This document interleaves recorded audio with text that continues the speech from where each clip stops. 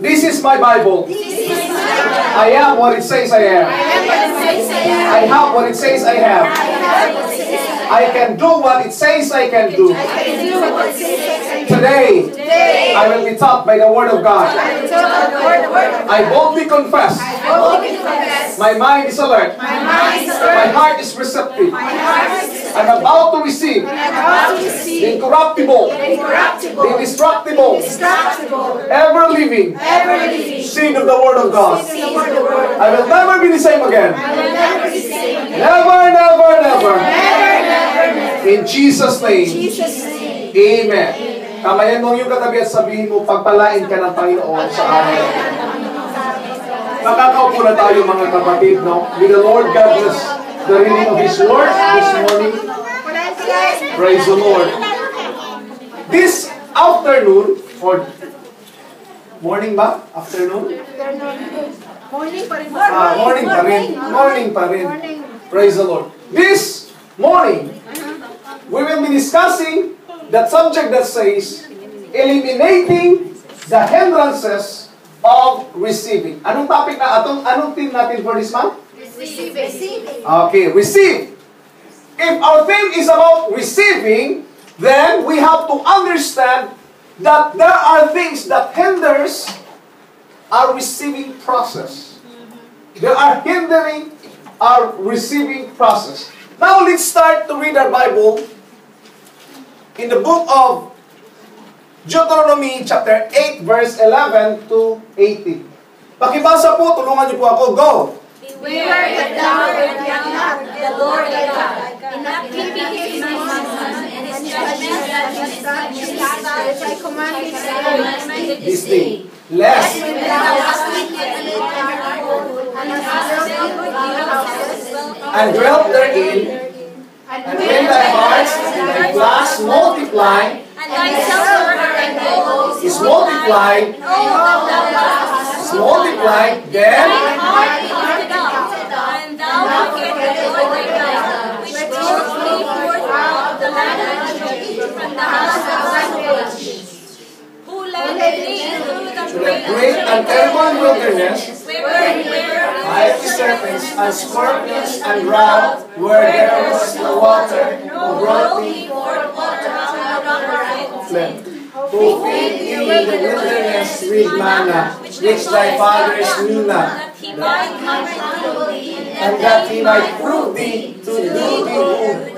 And last, and thou say in thy heart, my power and my might of mine hand is wealth. But thou shalt remember the Lord thy God, for it is He that giveth thee power to get wealth, that He may establish His covenant, which is rare unto thy fathers to this day. Alam natin bilang mga anak ng Diyos, tayo po'y nakatanggap ng mapagpapala. Tama po ba?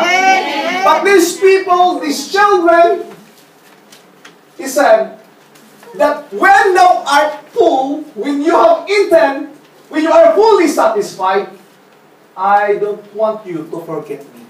Amen. Bakit? Baka magmamayabang ka na at sabihin mo, sa lakas ko, kaya ako yumaman.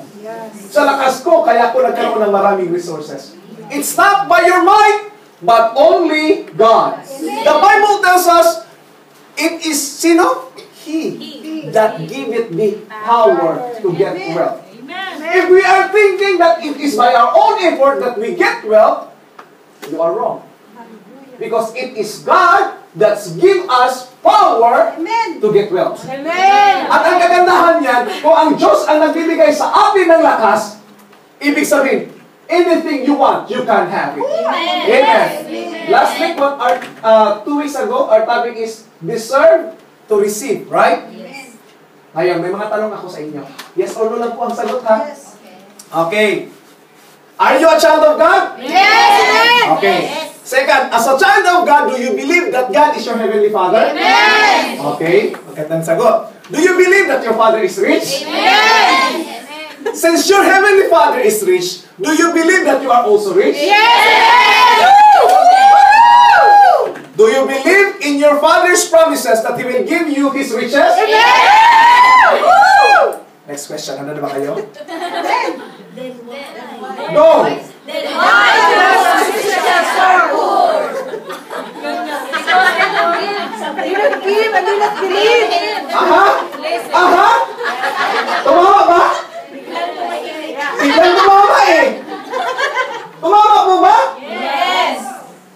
Okay. No, I Now am let's rich start always. to study.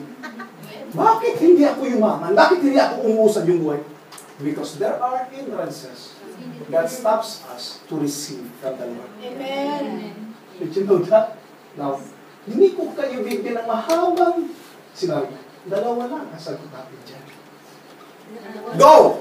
There are two reasons. First, because we cannot trust in money. And second, because we do not have faith in Him. These are the signs that we receiving. Okay ba? Dalawa lang. Because you cannot be trusted with this money. At pangalawa, because you don't have faith in God. Yes, amen. Amen.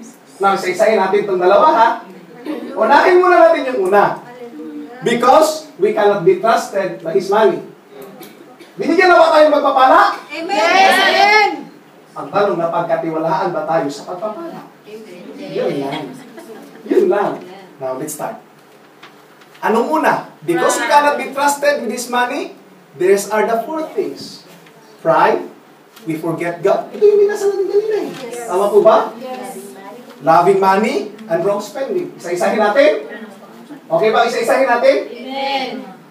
Tapos sagutin niyo ko, bahala na kung matamaan. Okay ba? Sige now, go! Bahala na kung matamaan. Okay.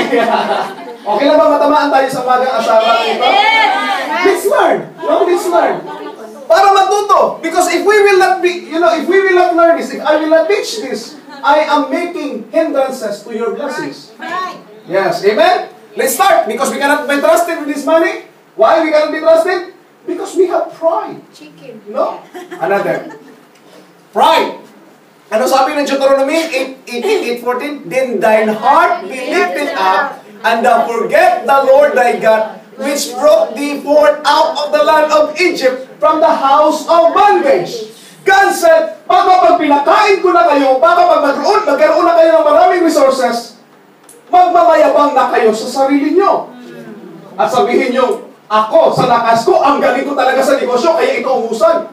Hindi yan sa galing mo. Pagpapala din niya ng Panginoon. Bibigyan ng tayo ng ability sa mga bagay na yun. Yes, amen. So ano? Antidote. Learn to say, Thank you. whether it be great or small. Maliit pa ng pagpapala, malaki. Thank you. Amen ba? Because the moment that we say thank you, we recognize that it is not our own effort, but God Himself giving us the strength to acquire all those things. Amen. I don't know kung nabasa niyo ba yung post ko sa Pentecostals of Jordan. Yes, Pastor. Nakatanggap ako ng pagpapala, mga kapatid, we are praying, Lord. Sabi ko sa misis ko, within this month, food budget natin limited. So ano nangyari? Basta limited. Kasi kung hindi naka-budget, hindi dapat gastusin. Yun yung sinabi ko sa kanya. No? So kailangan magbawas tayo sa food budget natin. Paano? Ay, pagkakit ako naman. So we just simply said, okay, let us pray. Let us pray. Lord, supply all our needs. Kinabukasan, may tumawag. Pastor OG, would you meet me somewhere? I want to talk to you something. Sabi ko, ano pa naman kaya kung international pa naman? Sabi ko, oh sige, usap tayo. Wag lang dito sa bahay kasi magulo pa sa bahay. Sa office na lang, sa church. So I bring him here. Like dito kami nagkita. Kunting kwentuhan about his business, how things are going on. Then afterward, bumunot ng sobre ng sabi ko, Pastor, I want to support you in the ministry. Maliit lang ito, pero I know that you will be blessed. And I said, brother, thank you. Thank you. God, you should. Thank you. Sabi niya, maliit lang yan, Pastor. No. It doesn't matter. Maliit man yan, malaki. Kasi hindi ko binuksan eh. Sabi ko, it doesn't matter. Malaki man yan, maliit. As far as I know, ginamit ka ng Panginoon at a good say. Learn to say thank you. Yes. God will supply all our needs kung ano tayo kasalanan. Ano sasabihin mo sa anak mo, binigyan mo ng 20 GD? Ano ba ito? 20 GD lang? So susunod, binigay ka pa kaya? Hindi na. Hindi na. What we are expecting? Thank you. Thank you. Pero kung halimbawa ang anak natin nagmamakto nung binigyan natin, ano mangyari? We don't want to give. You are so proud. Yeah.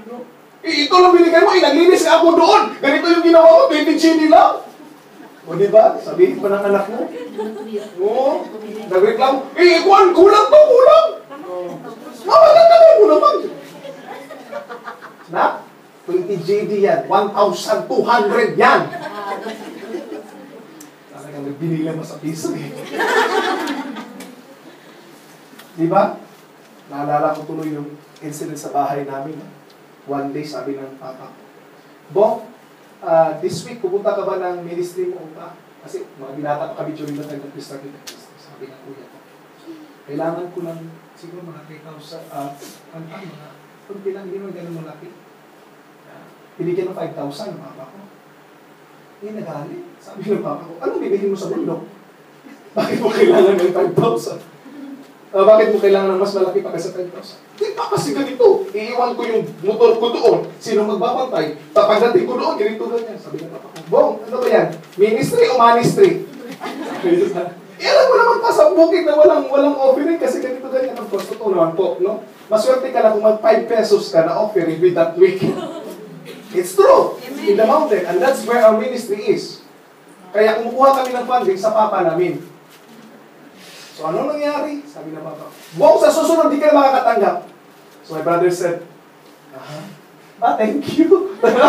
Biglang change mode eh. Thank you, Because when we change our attitude with regards to money, and we start to become thankful for the blessings, what will happen?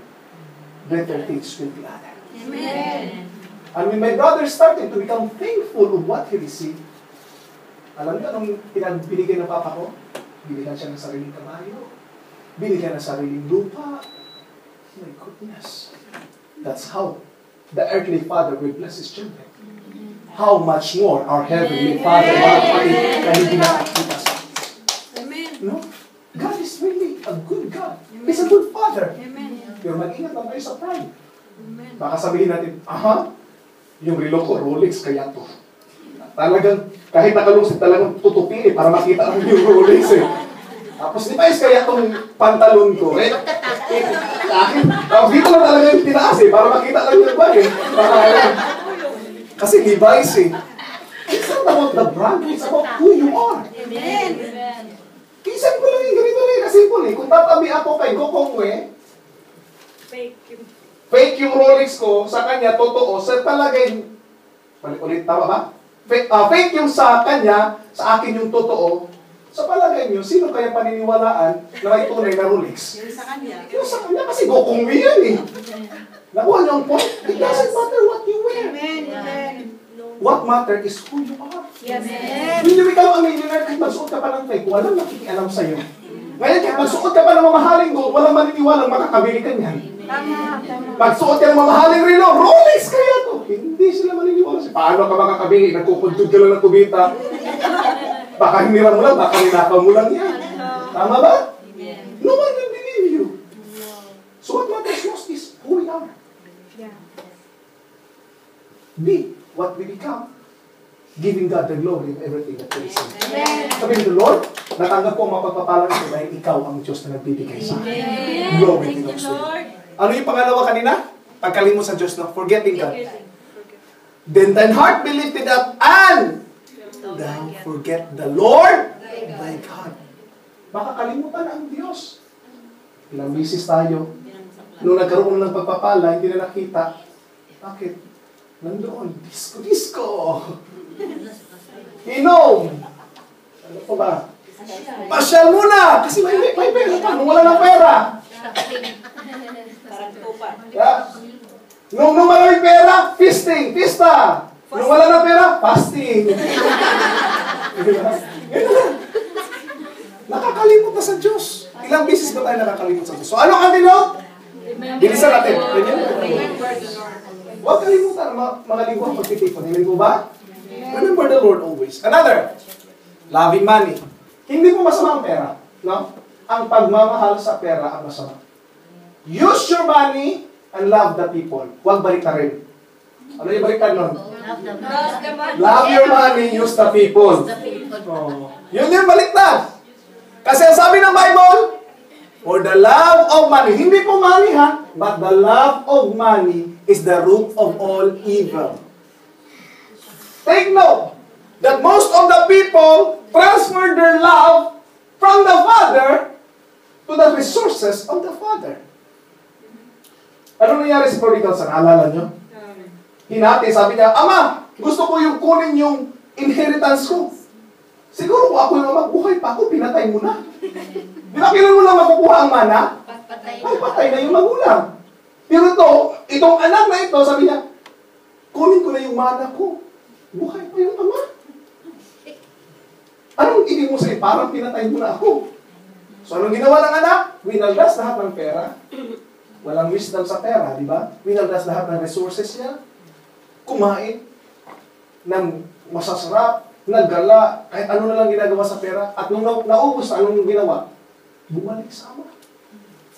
Nakalimutan niya na meron siya kamang nagmamahal pa rin sa kanya. Sabi niya, kahit tawagin mo na lang akong katulong, okay na sa akin. Makabalik na ako sa ama.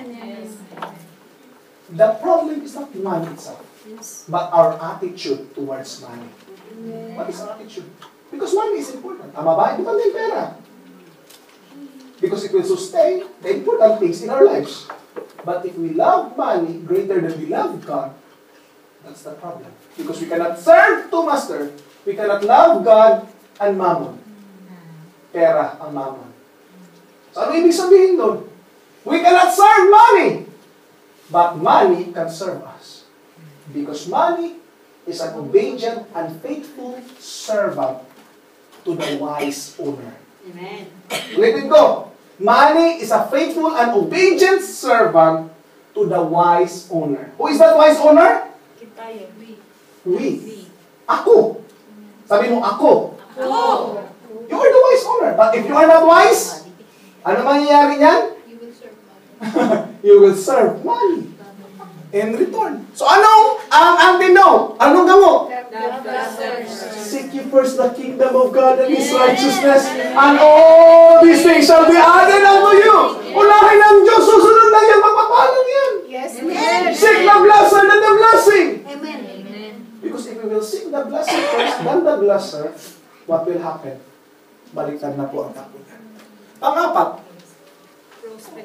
wrong spending, impulse buying. Please read, go. Ye kill and desire to have, and cannot obtain. You ask and receive not because you ask amiss. Consume it upon your own. Okay. The word amiss means in vain. You are asking in vain. Lord, bigyan mo ako ng helicopter. Bakit? Para payabangan ko yung kapitbahay ko. Helicopter pa talaga yung hingin mo, ha? And you use it to consume your lust. Ano yung sa Tagalog yung lust? Yung bang pipi? Hindi, nakalimutan ko yung term kanina. Nasa isip ko na eh. Desire yung word, yeah. It's just, hindi lang basta pagnanasa. It's greater than that. No? Lipi? Yung gusto. Yung pagnanasa. Yun nga, gamitin na natin yung pagnanasa. Mas madali yan. Pagnanasa ng laman. Oh, yung luho, yung gusto. Because you use it. Bakit mo gusto ng sasakyan? Gusto ko lang, para feeling rich. Di ba? It's about feelings anyway. But what is the antidote for that? Ano? Budgeting, saving, and investing. So, tingnan natin yung resources natin. Ano na bang nangyari sa resources natin na pinagkatiwala sa atin ng Lord? Kasi kung hindi tayo mapagkatiwalaan dyan, yung sinabi na una, di ba? Ang naging dahilan bakit hindi tayo nakakatanggap dahil hindi tayo mapagkatiwalaan. Bakit? We have this wrong spending. Hindi tamang paggamit sa resources na pinagkaloob. What do you mean by hindi tamang paggamit sa resources na pinagkaloob? What do you mean with that? Hindi naman kailangan, binili mo. Tapos nakalagay dyan, ano gawin mo dyan? I-garage sale ko yan.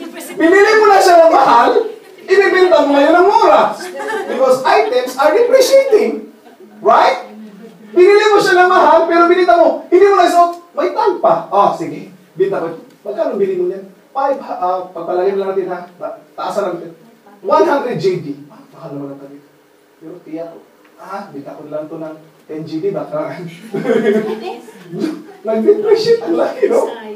Hindi mo pa naisuot, wala na. No? O hindi mo pa nagamit yung wrist item na yun. So, always look at it. Check your spending habits. Start to budget, start to save, and start to invest. Basta paano yun? Sumari naman yung saving at saka investing yan. Of course, kung hindi tayo mag-iipon, sino mag-iipon para sa'yo? Yung pinapadala mo sa Pilipinas, maniwala ako sa'yo. Yung pinala, Pastor, nag-iipon daw sila eh. Pinili lang ng kalabaw. Namatay yung kalabaw. Pag-uwi mo, ano nangyari? Namatay yung kalabaw, pinamigay namin yung karne. Wala nga talaga nabili sa umpisa pa lang. Sinabi lang nakabili. Para hindi ka magalit. See? Kung hindi tayo magsisave at hindi tayo mag-invest, sino mag-invest para sa iyo? Wala. Then start now. Kung meron ngayon doong gusto magpamintin doon sa kanilang bukirin, at sabi na, gusto kong magpa-finance, o di-finance mo. Yun na lang, pambigas mo sa mag-ina mo doon, o sa mag-ama mo doon, di ba? This is a simple way. Madaling mathematics. Huwag na tayo mag-usap ng stocks, bonds, at saka mutual fund. Malilito lang kayo niya. Hindi ko muna mag-usapan yan. But I want the simple aspect of budgeting, saving, and investing. For being here for a year, we try to manage our resources. And I said to the Lord, Lord, pinagkatiwalaan mo kami sa maliliit na bagay. Gusto kong pagkatiwalaan mo kami ng mas malaki pang bagay. And I understand na kung halimbawa, na-control natin yung spending habits natin, God will bless us more. Amen. Alam nyo bakit? Pag nakikita ng Lord na nagsisave tayo, sa palagay nyo hindi kayo maaawang, Lord, anak ko, ang late lang nakita, 100 nga lang yan, pero kinukunan niya ng pang-savings. Do you think hindi kaya nakakita ang Lord yan? At sabihin, sige nga, si Juan, Mrs. Juan, patawagin ko nga sa kanya para bigyan siya ng pera. O, di ba? Kaya nakakamisan, sabihin nila, punta ka nga sa bahay, punasan mo nga ito. Nung pagkatapos mo punasan, binigyan ka agad ng $100. Yun na pinunasan ko, binigyan ako ng $100. Ano ba yun? Because it's God's favor. At sometimes, iniisip natin, kasi mabait ang pastor. Hindi na mabait ka. By favor lang si Lord sa'yo, kaya nasa pagpapaalam na yun. God will only bless those people who are trying to help themselves. In what way? By budgeting, saving, and investing. Handa na kayo para sa pangalawa? Amen. Okay. Second is, because we don't have faith in Him. Yun yung pangalawang rason. Dahil wala tayong pananampalataya sa Panginoon, hindi tayo nakakatanggap. Grabe naman yan, Pastor, pananampalataya lang, hindi ako nakatanggap. Yes, it is. Sinabi ba ng Panginoon na bilang mga anak tatanggap tayo? Bakit hindi tayo nakakatanggap? Pananampalataya. Ano yung pananampalataya? Faith is taking God at His word. Pag sinabi ng Lord, gagawin ko yan, Lord. Sinabi mo yan, ha? Gagawin ko yan. Sige, kung hindi mo gagawin.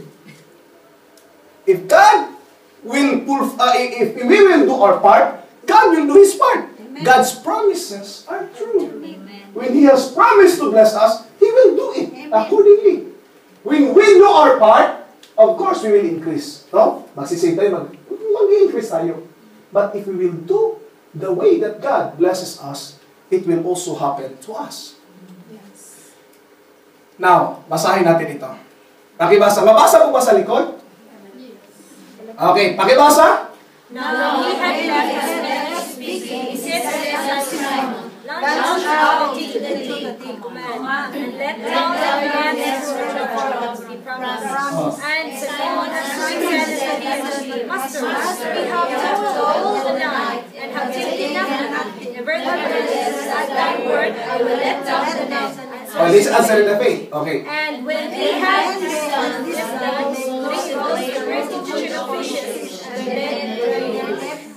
sabi ng Lord kay Simon, Simon Pedro, launch out, pumunta ka doon sa lao, at ang tawag nito?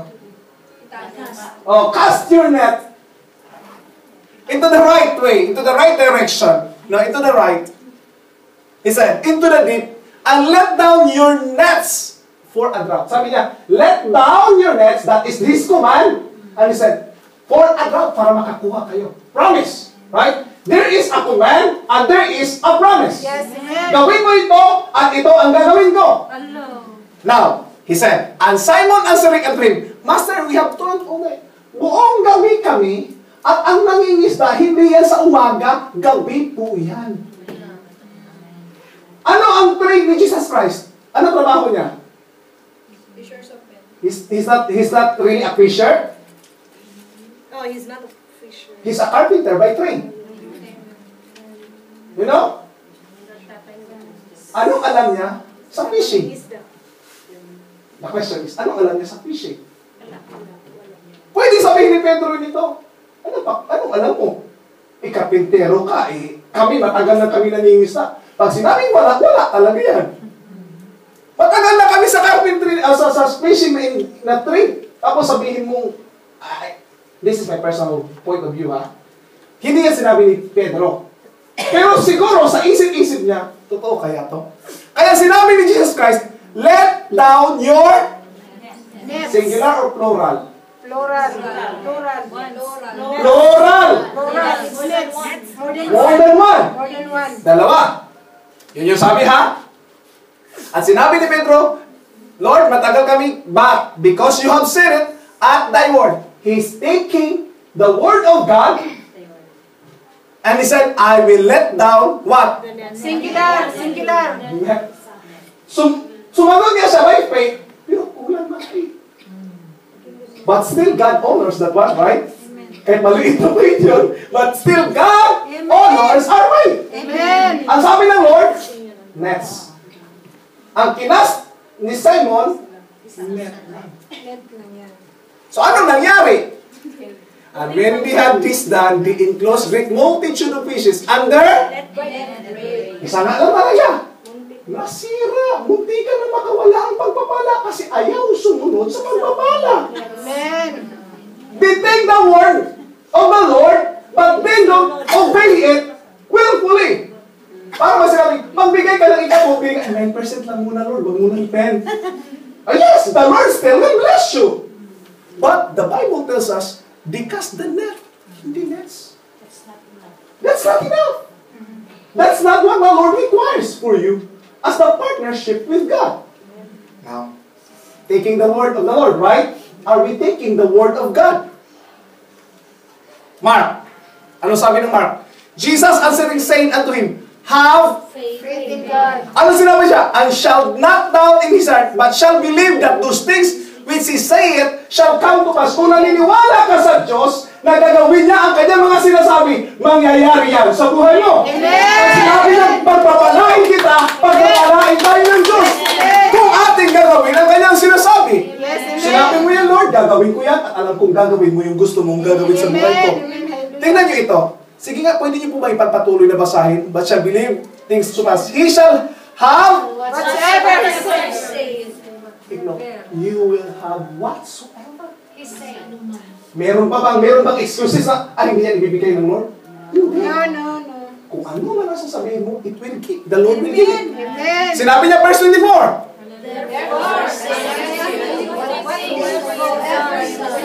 Sinabi niya ba? Yung iilan lang. But he said, what things soever you desire. Yes, amen. Anong susi? When you pray, believe. What is believe? Taking God at His word, that you receive them, and ye shall have them. God promised that word, but sometimes people don't believe in it. In what way hindi tayo naniniwala sa Diyos? When the Lord says something, we sometimes doubt the Lord. Minsan nagdududa tayo sa sinasabi ng Lord. Ganoon kaya niya ito? Hindi siguro. Prove your faith through your action. Amen. Now, ano natin ipaprove yan, no? Anyway, why faith is important? Because without faith, it is impossible to please God. Hebrews 11:6. Next verse. Yan. I have shown you all things, how that laboring you ought to support the weak, and to remember the words of the Lord, and said, it is more to give than to receive. But sometimes we are thinking, kailangan ko muna makatanggap bago ako magbigay. Right? Sometimes we are thinking, kailangan lumaki muna. Kung may 1 million na sana ako, pastor, bibigay ko talaga yung 100,000 eh. Yung 100 GD nga, hindi ka makapagbigay ng 10 eh. Yung 1 million pa, magbibigay ka ng 100,000, it's quite impossible, right? When you cannot give with a small amount, how can the Lord give you with the greater things? It is more blessed to give than to receive. Amen. Now, give! Luke 6:38. Ano sinabi ng Bible? Give.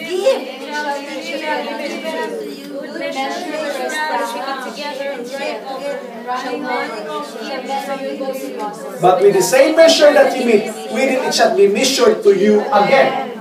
This measuring cup is not based on the amount. Sabi niyo, mas pagpapalain siya, Pastor, bakit 1,000 GD yung binigay? Kung million naman ang kita niya, do you think? Will it subsidize? It should be based on what is left, not is what you give. Now, the same measure you give will be given back to you. Yes. Meron ba akong lagayan dito? Okay.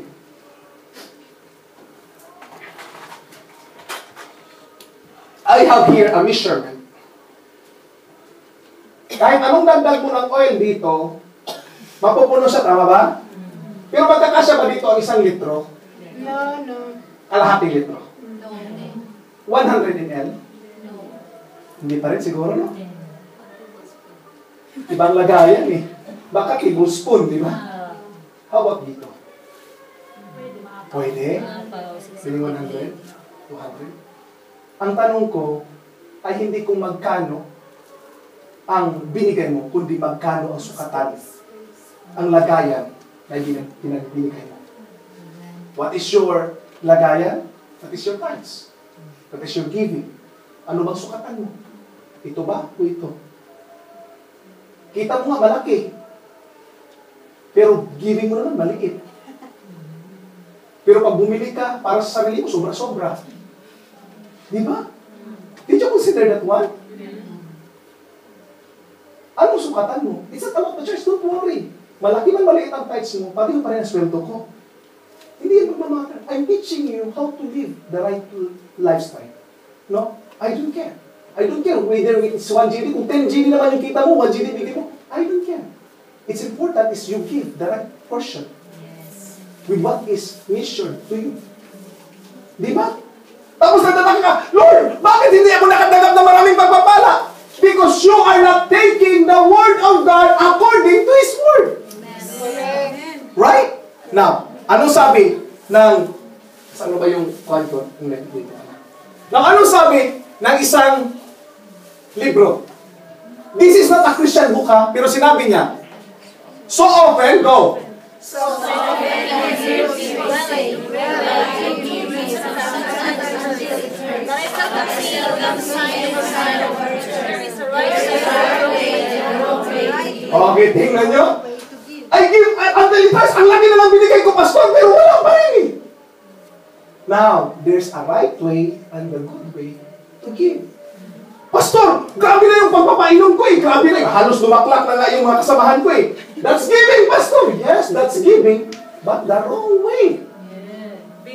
Did you get my point, mga kapatid? Yes. It's not because it's giving, you have just, ganun na lang. No. You have to give the right way. Oh. Now, another portion, sinabi niya, when we give to a person or group of persons where we are retarding progress, we are wasting our substance. What is that retarding progress? Yung nagbibigay ka, ganun pa rin ang nangyayari sa kanya. Those people who are not helping themselves. Bigay ka ng bigay, and they are not doing anything with the thing that you have given, tambay pa rin, nakatunganga pa rin, it will never profit you anyway. Kaya nga, do not give a man a fish. Teach him how to fish. Amen. Right? Where we give to one who doesn't put forth the effort to help himself. Go. We need non-aspects of culture. When you see someone making an effort to help himself, that is the time to assist. But do not give your substance to the one who will not help himself, rather his try. The latter time will not only misuse your gift, but will misuse you when you receive it. Kung hindi ka naman kapag-bigay, sabihin, ano ba yan? Kuripot? bigay ka ng bigay, nung tinigilan mo na ang pagbibigay, sinabihan ka na ng kuripot, madamot. Bakit? Kasi, they are not helping themselves. And it will not really bless you. It will not bless you in return. Give someone to those who are trying themselves to help themselves. Or trying to help themselves. Okay ba yun? Medyo mabigat yata yan, Pastor, ha? Hindi lahat ng giving tama. No?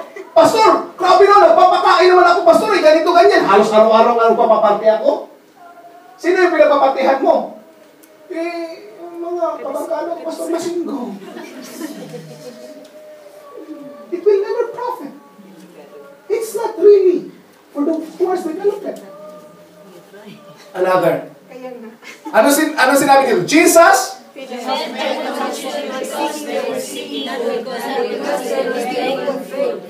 Yes. God is feeding because they were seeking good. They are seeking after God. And they are not begging for food. Kaya nga, minsan, masarap ang mabigay sa mga beggars, but if it will never help them, you know, kung sa Pilipinas tayo, we are just helping the crime. Isang krimen kaya yan. Puhulihin ka kaya kung magbibigay ka doon sa tabi-tabi. Hindi nyo ba alam yan sa Metro Manila? Mayroon mga batas na gano'n? Oo. Na pag magbibigay ka, it might be, ikaw pa yung makukulong. Bakit? You are helping a crime. Because it's a syndicate. Mga bata pa ang gagamitin. Right? Kung mayroon ka 1,000 bata at kahit kikita lang yan na 10,000, mayroon kang 10,000 per day. Isipin mo yan. Magkano lang kain yan? Right? So, I don't mean na hindi na kayo magbibigay. What I mean is, give to the right institution. Yes. Foundation, o ano man yan ng mga institution, orphanages, Puluwa, o ano man yan. Give the right gift. I'm taking this word seriously, no? Because I want you to understand, we have to take the word of God by His word. Do not throw your go. Do not throw your first wives,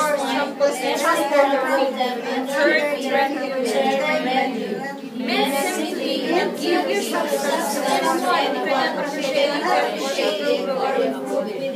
See? Clear ba yan, mga kapatid? Para ka nagtatapon ng perlasin sa baboy. Hindi ka na-appreciate that one. Hindi yung kura lang. Anong, wala silang pakialam. Hindi ka na-appreciate it. Binigyan mo na nga. Reklamo pa rin ang reklamo. Then stop to them. Binigyan mo ng 10 pills. Tinahapon pa yung 10 pills kasi gusto. Nus nila talaga. 1 GD. Ano ba itong batang to? Doon ka na lang kaya But did you know? When I'm walking, a certain person nagbibinta, Bulaga, nagbibinta, nakita ko sa Garden Street, nagbibinta. My heart was touched. I said, I want to help this person. Why? Because this person is doing the best that he can to improve himself. He's not making for food. Bulaga eh. Yung iba dyan, kaya pa nga tumayo, kaya pa maglakad, hingi na hingi. Samantalang siya, bulaga na, nakaganon-ganon pa, nagbibinta pa ng birds of the same feather flock together. Yung duster, feather duster, no? Proverbs chapter 3, verse 9 to 10. Pakibasa po.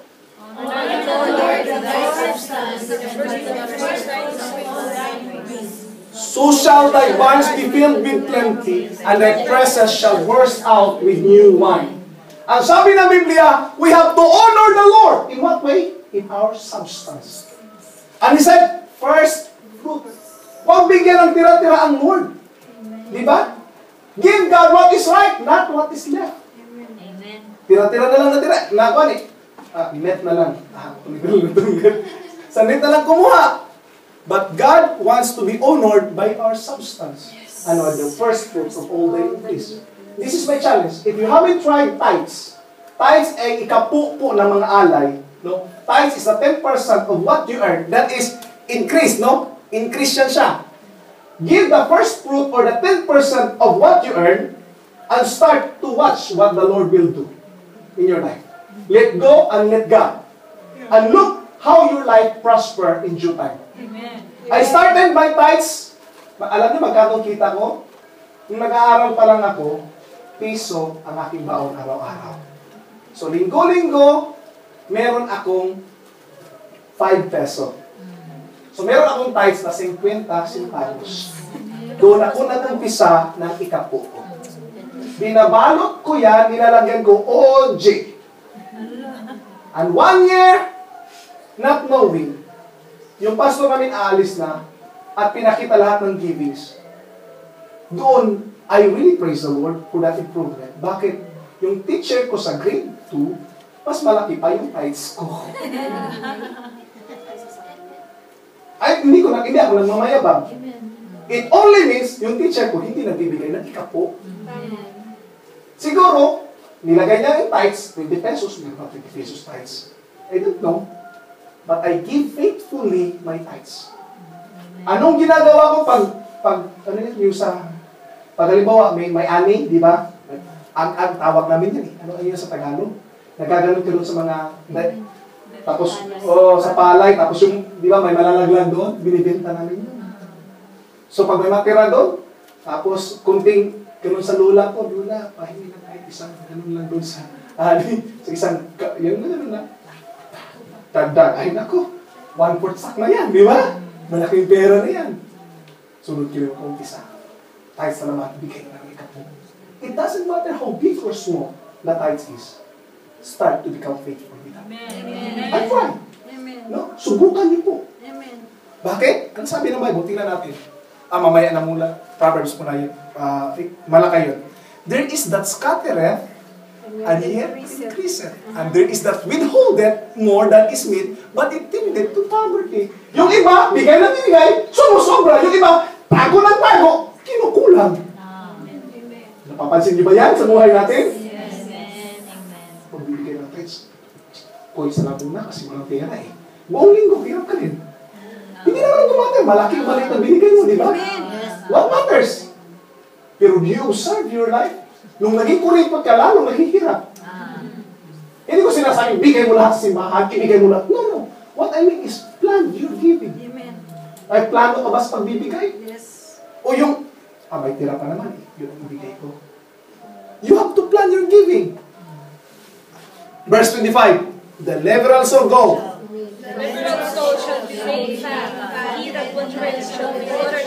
Siyang nagdidilig ay didiligan din. Siyang liberal na nagbibigay ay tataba. Her soul will be fat.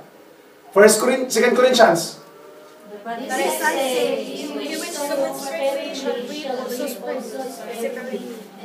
So it bountifully shall reap also bountifully. Every man according to purpose in his heart. Now, take note of this kind of giving. Said, kung magbibigay ka, if you give sparingly or kukunti lang din ang ani. Kung malaki ang binigay mo, malaki din ang ani. It doesn't mean about 10,000 yung binigay niya, malaki talaga ang ani. No, hindi yun sa amount.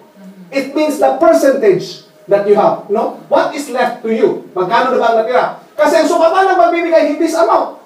Naalala niyo yung isang babaeng balo? At tapos yung isang mayaman? Magbibigay. Tapos yung isang balo naman, kasi wala na talaga, 2 denary na lang. Sabi ni Jesus Christ, sino ang napakalaki ang bigay? Sabi nila. Sabi ng Lord. Siguro sa isip-isip naman sa yung tao talaga kasi malaki eh. Di ba? Marami eh. Ganun yung pera eh. May silver, may gold pa siguro yun eh. Sabi ng Lord, yung tao, yung tira-tira na lang niya, binigay niya. Mayaman yun eh. Yung babae, 2 denary, binigay niya ang buong buhay niya, buong pera niya. Hindi nag-matter sa laki ulit. But it is the condition of the heart. Nakuha yung point? Hindi sa laki ng amo, but it is the condition of the heart. Every man according as he Purpose. it is a planned giving. According to what you purpose, you have to give. So let him give, not Grudgingly or necessity. sinabi kasi, Pastor, kasi nagturo lang tayo, magbigay na lang ako. O napipilitan ka lang magbigay because For God love. necessity? No. Anong sabi ng Biblia? Give cheerfully. Why? God and God is able to make all grace abound toward you, that ye always having Sufficiency in all things. And abound to every good. take note, gawin mo ito at sinabi ng Lord, I will give you all sufficiency. Yes. You have sufficient enough. Amen. Hindi ka kukulangin, kundi sufficient sa mga kailangan mo ang ibibigay at ipagkakaloob ng Diyos sa atin. Amen. Hallelujah. Ano yung pastor, ibigay ko ng ganito. Hindi ka mag-alala kasi ang nagsasahod sa hindi yan sila. Diyos ang nagsasahod sa atin. Hindi po ba? What is tithing? Again, what is tithing? Do we consider God as our partner? Ano yung ibig sabihin ng business partner? Kung kasosyo tayo sa negosyo, hindi kita bibigyan ng share mo. Sa palagay mo, next time makikipag-share ka pa sa akin. Hindi na. Ang ganda nga ng partnership natin sa Panginoon. Binigay niya lahat sa atin, lakas, ganito, ganyan. Magkano hiningi? 10%. Tapos hindi pa natin ibibigay? Right? When I started partnership, I understand this principle well. Kung anong pinirmahan namin doon, meron kaming, how many investors we have? I think 5 investors in our first business. We stated that pagkatapos noon ay maghahati kami, bawat isa ng 20%, no? Yun yung hatian ng 1/5 person. I have to fulfill my word or else they will not invest again on my business. Or either kukunin nila yung investment nila at saan ako kukuha ng pera pambayad doon sa in-invest nila. Did you get my point? Yes. Kung ganun kaya ang gagawin ng Lord sa atin din, ay hindi ka nabigay ng katulong, ikaw po, kunin ko yung investment ko sa'yo. Ano mangyayari? Tanggalizing. Tanggal, magpapala. Did end. Tithing is partnering with God. So anong sabi ng Bible? This is a clear instruction. Malakay chapter 3 verse 8 to 12. Hinati natin siya para at least tingnan natin kung 8 to 10 at saka 11 to 12. Tingnan natin. Una. The question is, pwede ba magnakaw ang tao sa Diyos? Yes. Ang sinabi ng Biblia, yet.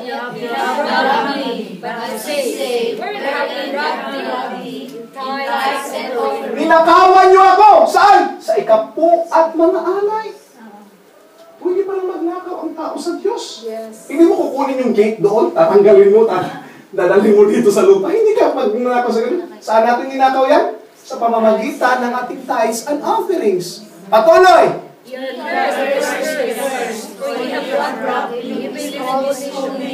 Okay.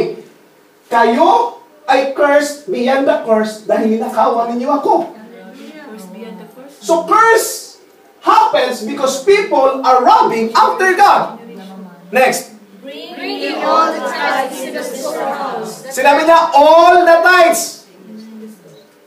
Pastor, hinati ko, pastor eh. Bakit? Humingi yung kapitbahay namin eh. Sabi ng Biblia, bring your tithes to the storehouse. That?